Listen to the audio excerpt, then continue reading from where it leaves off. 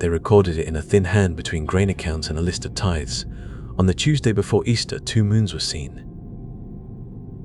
The line is small, squeezed into the margin of a monastery ledger, and yet it changed the way people in that valley spoke about nights thereafter.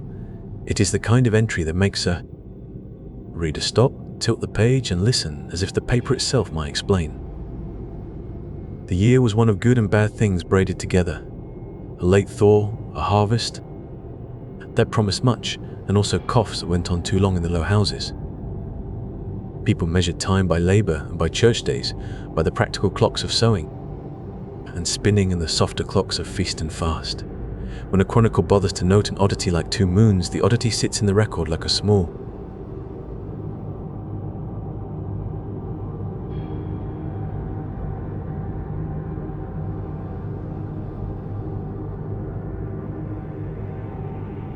stone dropped into a still pool.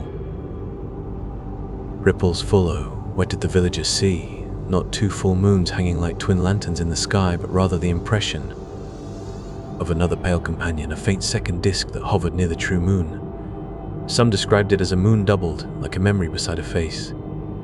Others said it was a ghost of the moon stenciled in thin light. A farmer who had eyes accustomed to night said he saw the second moon blink once, as if acknowledging those who watched. A bride-to-be swore that when she walked the lane that night, she felt the world fold just slightly, making room for something else to be remembered. Accounts vary because oral memory is like cloth, each telling pulls threads differently. A monk wrote that the second moon was seen over 3 villages at once, stretching a pale hand across the sky, while a smith in another parish claimed it had lingered only for the hour it takes to eat a crust by a stove. Still, the effect was consistent. People noticed the doubling, and they made of it a thing to watch. In a time when weather and harvest and sickness could make or break celestial signs mattered. People watched the heavens for omens the way sailors watch winds. A comet spelled war in some records, a comet in another year heralded the birth of a lord. A double moon, then, was a detail to interpret, a warning, a blessing, a call to vigilance, or simply a strange beauty to be marveled at. The chronicler did not give a verdict. He wrote the sighting down and left the commentary to gossip and prayer. The first reaction in the valley was practical. Lamps were checked and oil measured. Bells, which had the odd civic honor of speaking for both joy and alarm, were tended with care. The sacrist prepared them for liturgies. The watchmen checked their ropes.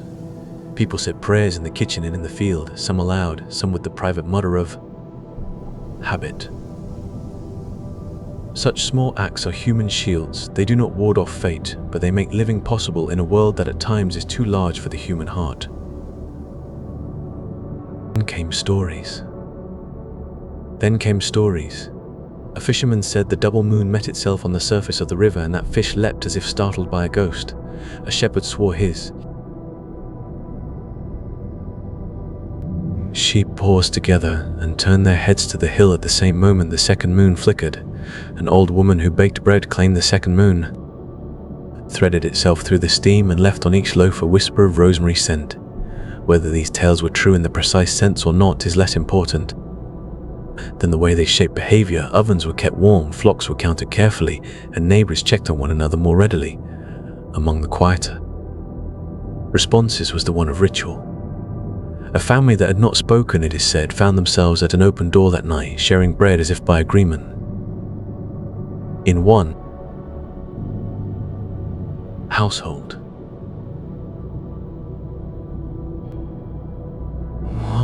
an old quarrel about inheritance was softened by the second moon's silent presence. Folk who had stood harder seasons saw soft places in each other and bowed. The moon, doubled, seemed to make the world both stranger and more intimate. People leaned toward each other as if to hear a single shared secret. Not all reactions were gentle. Fear can also be contagious. A few men rode out to look for portents and returned pale, with stories of strange tracks along the wet meadow, 2 sets of hoofprints where there should have been one, or prints that walked toward a place and simply ended. Some thought the double moon a bad sign, a foreshadow of illness or loss. The priest in a neighboring parish counseled caution and extra care for the sick, while older women advised baking extra bread and setting a bowl of milk on the sill for the spirits who pass through threshold nights, where the Chronicles and the gossip cross is in small miracles. The Ledger's author noted that on the morning after the double moon, a widow's debt was quietly repaid, not by a messenger or by coin delivered in sight of neighbors, but by a message tucked under a door, an apology written in the careful hand of someone who had been absent for years. Nobody living could explain how. The debt had been made right. The widow did not press the explanation. She folded the note and kept it in her Bible. Another household, near the Abbey precinct, found that a lame cart pulled smoother the week after the sighting, the axle turning as if oiled by invisible hands. A child who had been fretful fell into a sleep so deep it convinced the parents this was more than accident. To a materialist, these could be coincidences. To those living through thin resources, they were small, welcome proofs that the world sometimes answered its requests. Still, the question persisted: why 2 moons? Astronomers of the period, those who named themselves and those whose knowledge lived in observation, had no record of a true celestial doubling. They had, however, strategies to explain odd impressions, ice halos, moondogs, ghost images caused by mist and reflection, the play of light on thin clouds. The learned and the practical could explain many things with optics and wind. In one monastery, the scholar priest wrote in a neat hand about the phenomenon of parhelia sundogs and suggested that the atmosphere had simply produced a faint lunar perihelion, a twin created by moisture and light. That explanation traveled, as explanations do. It made its way into conversations at the fair and into the margins of household notebooks. Even where a scientific explanation existed, it did not erase wonder. People can believe that the world has mechanisms and still feel the prickly nearness of mystery. The same night that scholars wrote about moisture and angles, mothers hummed lullabies and watched the second moon as if it might rock their children in its thin light. A single fact does not preclude 1,000 feelings. Over time, the double moon took on a symbolic life. Poets and local storytellers wove it into parables. The doubled moon became a mirror for conscience, a symbol that sometimes what is visible is paired with a hidden companion, regret with forgiveness, fear with courage. It was convenient imagery for sermons too. A preacher might speak of the second moon as the soul's reflection in God's mercy, urging parishioners to look honestly at themselves in that pale companion's light. There were, of course, humans who shaped the sign to serve their ends. A few sharp-eyed opportunists told travelers that the double moon portended a particular path to profit, planting a certain crop or buying cattle at a moment that would soon be favorable. Others sold charms and knitted talismans to hang above doors. The market adjusted, as markets will, making commerce of mystery. The cynical might call that a decline from sanctity, the practical would call it. But human adaptation. Perhaps the most striking thing about the double moon episode is how it worked on memory. Some years later, when weather and war were unusual, human smallness had drifted people through ordinary lives.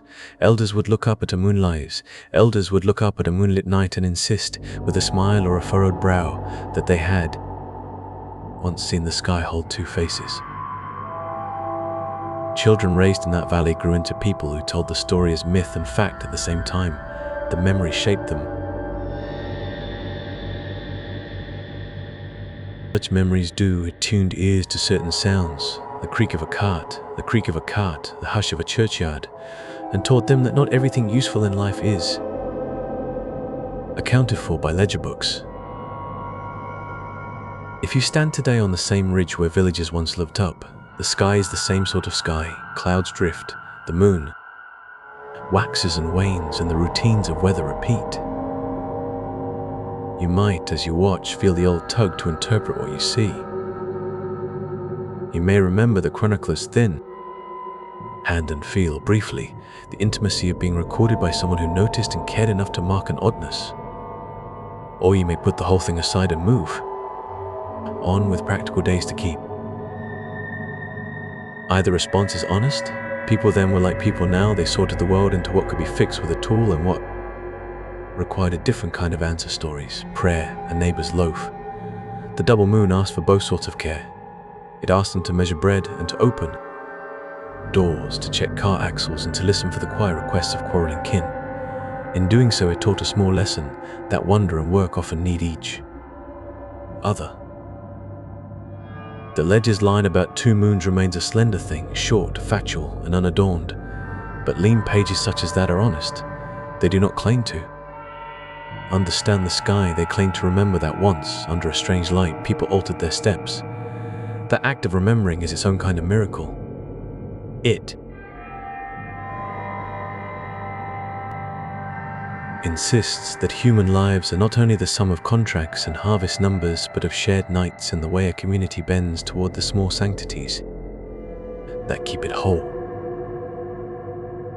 So when you next look up at the moon and find it doubled by cloud or ghost or the mischief of the atmosphere, consider the modest ways people shape their days around that sight. A bowl of milk on a sill, a debt returned on a morning wind, a word mended between siblings. The double moon was not merely a sky show. It was a prompt to be kinder, steadier, and more watchful. It is the kind of prompt that fits in a single margin note and yet can ripple through years like small stones skipped across a pond.